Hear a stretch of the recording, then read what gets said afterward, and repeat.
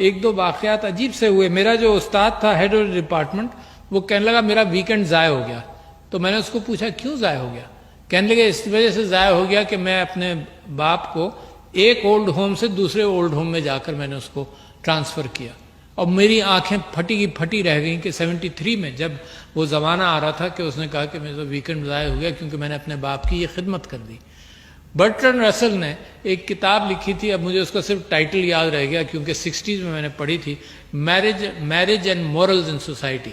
اور اس نے یہ کہا تھا کہ یہ زمانہ جس انداز سے آ رہا ہے اس میں اقدار جو ہیں وہ پیچھے چلتی چلی جائیں گی, ہر شخص انڈیپینڈنٹ ہو جائے گا اور اپنی زندگی میں اور اپنی آمدنی میں اتنا پھنس جائے گا کہ ہر چیز, شادی, خاندان, یہ سب چیزیں چیلنج ہو جائیں گی. ہو چکی ہیں.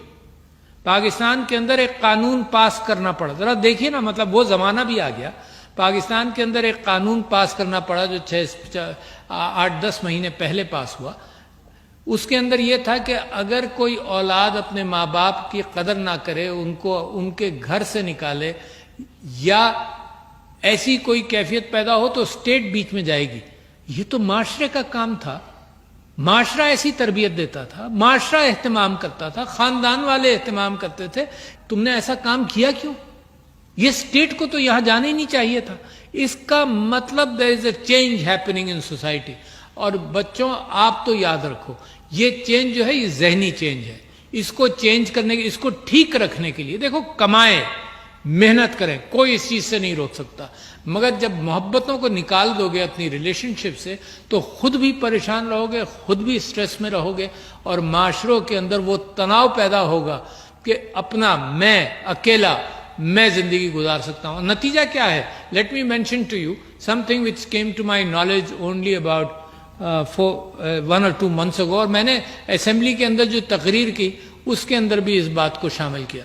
اتنا سٹریس ہے سوسائٹی میں, اتنی پریشانی ہے سوسائٹی میں کہ فگرز ہی نہیں تھے کوئی. تو human rights commission of Pakistan نے فگر دیا کہ 24% لوگ ایک وقت میں کسی پریشانی میں موجود ہیں جس کو سٹریس کہتے ہیں. یہ دوسری بات ہے کہ اگر اس پریشانی میں ان کو گھر میں لوگ شیئر کر لیں, گھر میں دیکھو جوائنٹ فیملی میں ایک خوبصورتی تھی, گھر میں لوگ شیئر کر لیں. جب اکیلا ہو جاتا ہے تو کسی سے شیئر بھی نہیں کرتا, گھر میں لوگ شیئر کر لیں تو وہ پریشانی کم ہو جاتی ہے. لہٰذا آج کل میں پھر اس بات پر محنت کر رہا ہوں, جیسے مسز سمینہ علوی نے بریسٹ کینسر کو فوکس کر کے 3-4 چیزوں پر لائے. میں بھی یہ کوشش کر رہا ہوں کہ یہ جو سٹریس ہے معاشرے میں اس کو قابو کیا جائے کہ 60 to 80% of college going students are under stress.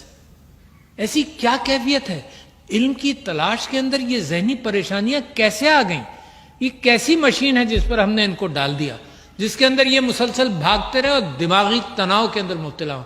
نتیجہ کیا ہے؟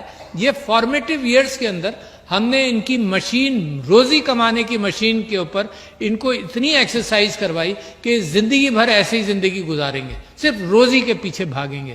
تو یہ بیلنس جو ہے یہ ضرور میرے پاکستان کو اس وقت ضرورت ہے کہ آپ لوگ بڑی محنتیں کریں اور دوسروں کا, دنیا کا مقابلہ کریں, مگر زندگی میں ایک بیلنس رکھنا بھی بڑا ضروری ہے جو میں آپ سے کر رہا ہوں. 60 to 80% of students were under stress. اور جو آپ اخبار میں کبھی کبھی خبریں دیکھ لیتے ہیں نا کہ ماں نے بچوں کو مار دیا, یہ ہوا, یہ تو صرف وہ بامز ہیں جو ٹپ آف دی آئس برگ پہ جا کر ایکسپلوڈ ہوتے ہیں. باقی معاشرے میں جو کچھ ہو رہا ہے وہ میرے لیے اور آپ کے لیے پریشانی کا باعث ہے. ناظرین, سپیچ لیس, الفاظ نہیں ہے کہ میں اس پہ تبصرہ اور کمنٹ کر سکوں. بس اتنی بات کہنا چاہوں گا کہ وہ شخص کبھی زندگی میں خوش نہیں رہ سکتا, مطمئن نہیں رہ سکتا, وہ اس کا رزق کبھی کھلا نہیں ہو سکتا, وہ کبھی سکون کی نیند سو نہیں سکتا جس کے والدین اس سے ناخوش ہیں. والدہ کے قدموں تلے جنت ہے. یہ والدین کی دعائیں ہیں جو دنیاوی اور اخروی جہنم سے